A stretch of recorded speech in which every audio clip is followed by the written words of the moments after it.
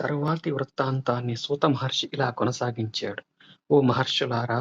ఇలా భృగు మహర్షి తనయుడైన చ్యవనుడు మహారాణి సుధర్మ యొక్క దుఃఖపూరితములైన, వేదనాభరితములైన దీన వాక్కులను విని, వారి దుఃఖానికి కరుణాళువై, కారణం చేత తాను కూడా దుఃఖితుడై చేతనున్న నీటి కడవను శీఘ్రంగా నింపుకొని ఆశ్రమానికి వేగంగా వెళ్ళాడు. తండ్రి అయిన భృగు మహర్షి కుమారుని చెంతకు పిలిచి అతనిని ఆలస్యం ఎందుకైందని కారణం అడిగాడు. నాయనా చ్యవన కుమారా!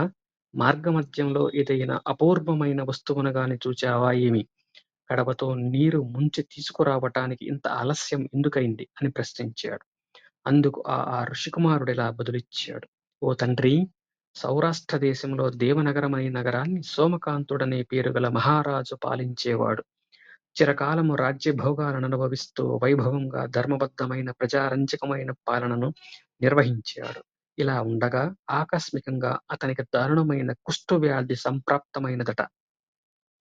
అంతటి అనారోగ్యంతో ఉన్న అతడు రాజ్య పాలనను చేయలేక తన కుమారునికి రాజ్యభారాన్ని అప్పగించి, తన భార్యామంత్రుల సహితుడై మన సరోవర తీరానికి వచ్చి ఉన్నాడు. అతని భార్య అయిన సుధర్మ అతిలోక సౌందర్యవతి, అత్యంత కుసుమ కోమలి. ఇటువంటి రాజుతో దాంపత్యమెలా సంభవించిందని ప్రశ్నించుచుండటం వల్ల ఆమె ప్రత్యుత్తరం వింటుండగా క్షణకాలం ఆలస్యమైంది. జాలిని గొలిపి ఆమె యొక్క దీనాలాపములకు నా హృదయం వికలమైంది. ఇక అక్కడ ఉండలేక వెంటనే కడవతో నీరు నింపుకొని తిరిగి వచ్చాను అంటూ జరిగిన వృత్తాంతాన్ని చ్యవనుడు తండ్రికి వివరించాడు. ఆ తరువాత కథాగమనాన్ని సూతుడు ఇలా వివరించాడు. ఓ మహర్షులారా! ఈ రీతిగా తన కుమారుని వద్ద నుంచి సోమకాంత మహారాజు యొక్క వృత్తాంతాన్ని విన్న భృగు మహర్షి ఇలా అన్నాడు. కుమారా! నీవు నా ఆజ్ఞానుసారం వెంటనే వెళ్ళి వాళ్ళను ఇక్కడకు తీసుకొని రావలసింది. వారిని చూడాలని నాకు కుతూహలంగా ఉన్నది. అలా రావటానికి వారికి వీలు కాకపోతే నేనే వారికి దర్శనమిస్తాను. తండ్రి ఆజ్ఞననుసరించి సుధర్మను, రాజపరివారాన్ని వెంట తీసుకురావటానికై చ్యవన కుమారుడు ఆ సరోవర తీరాన్ని చేరుకున్నాడు. అప్పటికి సుబల, జ్ఞానగమ్యులనే మంత్రులు కూడా కందమూలములను సేకరించుకుని వచ్చారు. ఆ ఋషికుమారుడు రాజపత్ని అయిన సుధర్మ వద్దకు వెళ్ళి ఇలా అన్నాడు. ఓ సాధ్వీ! మా తండ్రిగారైన భృగు మహర్షి మిమ్ములందరినీ తమ ఆశ్రమానికి రావలసిందిగా ఆహ్వానించారు. ఆ వాక్యం చెవిన పడగానే సుధర్మకు అమృతపానం చేత పోయిన ప్రాణం తిరిగి వచ్చినట్లయింది. అమితమైన సంతోషంతో భర్తతోనూ, ఇరువురు మంత్రులతోనూ ఋషికుమారుడు అనుసరించి వెంట నడిచి వెళ్ళింది. ఆ భృగు మహర్షి ఆశ్రమమంతా వేదఘోషలతో ప్రతిధ్వనిస్తోంది.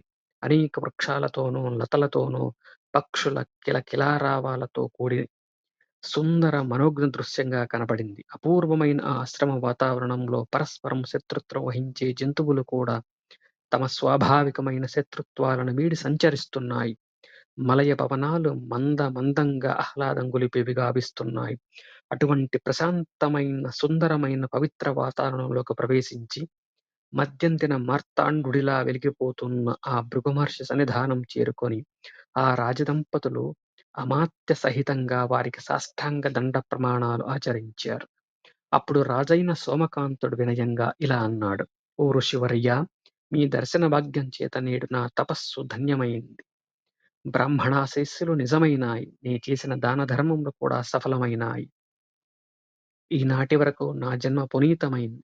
ఇంతటి మహద్భాగ్యాన్ని ఆదుకునేందుకు కారకులైన జన్మనిచ్చిన నా తల్లిదండ్రులు అత్యంత పవిత్రులైనారు. ఎన్నో జన్మలలో సముపార్జించిన పూర్వపుణ్యం వలన గాని మీ వంటి మహాత్ముల దర్శనం లభించదు. మీ వంటి మహాత్ముల సందర్శన మాత్రం చేతనే సకల పాపములు నశిస్తాయి.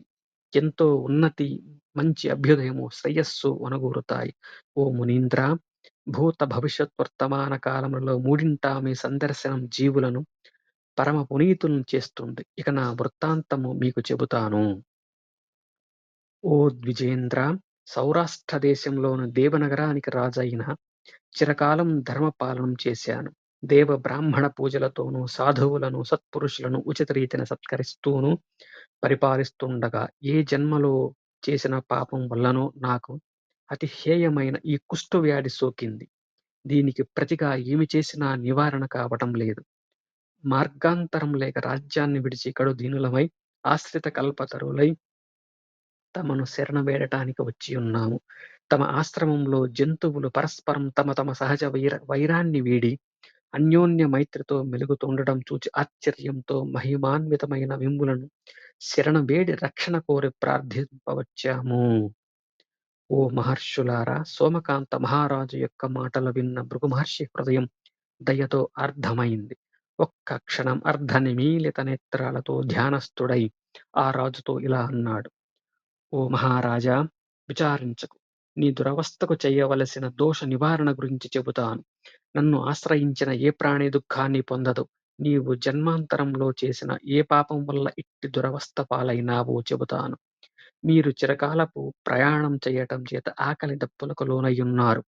కాబట్టి ముందు తృప్తిగా మీరు భోజనం కావించండి. మీ బడలిక తీరినాక భోజనానంతరం యావత్ వృత్తాంతమును చెబుతాను. సూతుల వారికి చెప్పసాగారు. ఓ మహాత్ములారా! అప్పుడు ఆ భృగు మహర్షి ఆ రాజు చేత తైలాభ్యంకన స్నానం చేయించి రాజ్యోచితములైన షట్రసోపితమైన భోజనమును భుజింపజేశాడు. అప్పుడు రాణి అయిన సుధర్మ మంత్రులిద్దరూ కూడా స్నానమాచరించి చక్కటి అలంకారములు ధరించి ముని యొక్క ఆతిథ్యంలో సేదదీరి సమకూర్చబడిన మెత్తని ప్రక్కలపై ఒడలు మరిచి నిదురించారు. ఇది శ్రీ గణేశ పురాణంలోని ఉపాసనా ఖండంలోని భృగురాశ్రమ ప్రవేశం అనే 6వ అధ్యాయం సంపూర్ణం.